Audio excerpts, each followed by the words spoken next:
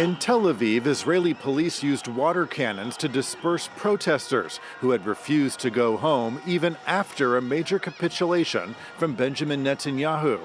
On Monday, the embattled prime minister bowed to weeks of pressure and nationwide protests, agreeing to pause his hard-right government's controversial judicial overhaul for a month. When there's an opportunity to avoid civil war through dialogue, I, as Prime Minister, am taking a time out for dialogue.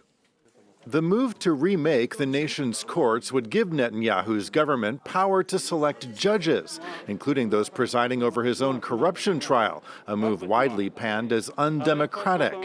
The legislation has sparked more than 12 weeks of protests and a nationwide strike on Monday that effectively shut down the international airport.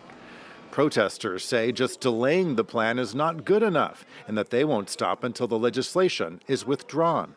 It's not a victory at all. This struggle will have to continue. There's no victory at all here.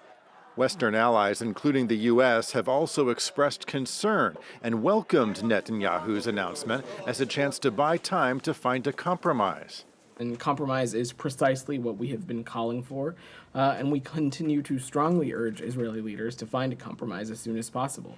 Israel has its most right-wing and religiously conservative government in history, and for weeks Netanyahu has been facing pressure from protesters on one side and from his hard-right coalition partners on the other. The National Security Minister Itamar Ben-Gvir had threatened to pull out of the coalition and only agreed to the delay on a promise he could form a National Guard under his office. It's a move opponents say would give Ben-Gvir his own militia.